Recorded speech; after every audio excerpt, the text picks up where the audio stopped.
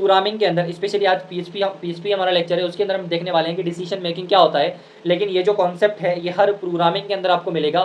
Being a good programmer, आपको ये जो टॉपिक है जो आज हम कवर करने वाले हैं अच्छे तरीके से आना चाहिए, क्योंकि बहुत ही ज़्यादा इंपॉर्टेंट है डिसीजन मेकिंग अगर आपको आती है देन आप अच्छे डेवलपर बन जाते हो। आपको पता है आपकी जितनी भी वेबसाइट्स हैं, आपके जितने भी सॉफ्टवेयर्स हैं, उनमें 90 to 95% आपकी डिसीजन मेकिंग होती है, क्योंकि डिसीजन मेकिंग के बेस पे ही अच्छे सॉफ्टवेयर डेवलप होते हैं। यूज़र से अच्छे तरीके से इंटरेक्ट करने के लिए भी डिसीजन मेकिंग ही इस्तेमाल होती है अच्छे तरीके से। तो आपको ये समझना, अगर आप लर्नर हो, अगर आप बिगिनर हो और अच्छे डेवलपर बनना चाहते हो, तो आपको ये जो टॉपिक है अच्छे तरीके से समझ में आना बहुत ज़्यादा ज़रूरी है।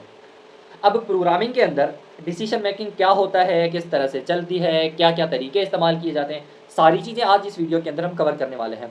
लेकिन अगर हम इसको रियल वर्ल्ड सिनेरियो में देखें तो किस तरह से डिसीजन मेकिंग होती है। देखो, सपोज करो कि आप किसी रोड पे खड़े हो और वहाँ पे ट्रैफिक सिग्नल्स लगे हुए हैं। अब ट्रैफिक सिग्नल की लाइट अगर रेड है, आपको वहीं पे वेट करना है, इंतज़ार करना है, वहीं पे रुके रहना है। और अगर तो वो ग्रीन है देन आप क्या करोगे, रोड को क्रॉस कर दोगे। अब आप यहाँ पे अगर देखो तो यहाँ पे क्या हो रहा है, डिसीजन हो रहा है।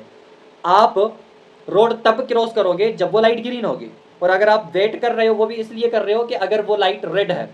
तो यहाँ पे आप कौन सा डिसीजन किस हिसाब से कर रहे हो, लाइट के बेस पे कर रहे हो कि भाई अगर लाइट ग्रीन है तो मैं रोड क्रॉस कर दूंगा, अगर लाइट रेड है तो मैं वहीं पे रुका रहूंगा। तो यहाँ पे ओवरऑल क्या हो रहा है, डिसीजन हो रहा है बेस्ड ऑन के लाइट की क्या है, लाइट की स्टेट क्या है, लाइट ग्रीन है या रेड है। इसी तरह से आप बहुत सारे और भी डिसीजंस करते हो कि भाई अगर मेरे एग्जाम्स में बहुत अच्छे मार्क्स आ गए तो मैं दोस्तों को पार्टी दूंगा, और अगर नहीं आए तो मैं नहीं दूंगा। या फिर अगर आज बारिश हो गई तो मैं स्कूल नहीं जाऊंगा, या फिर मैं ऑफिस नहीं जाऊंगा, और अगर बारिश नहीं हुई तो मैं स्कूल जाऊंगा या मैं अपना कोई और काम करूंगा। ये जो सारी चीज़ें हैं इसको हम कहते हैं डिसीजन मेकिंग। अब जिस तरह से डिसीजन मेकिंग हम करते हैं इसी तरह से कंप्यूटर्स को भी डिसीजन करना पड़ सकता है। अब आप बोलेंगे सर डिसीजन करने के लिए दिमाग होना चाहिए, सोचना चाहिए। क्या कंप्यूटर भी हमारी तरह से सोचता है?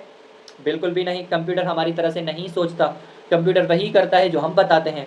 तो हमें एक ऐसा मैकेनिज्म चाहिए जिससे कंप्यूटर डिसीजन कर सके। क्या कर सके, डिसीजन कर सके।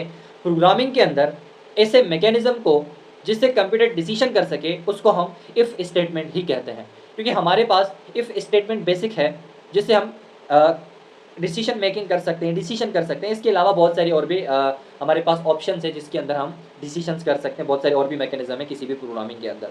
तो सबसे पहले हम इफ़ स्टेटमेंट को कवर करने वाले हैं कि इफ़ स्टेटमेंट क्या होती है और किस तरह से इसके अंदर डिसीजन मेकिंग होती है।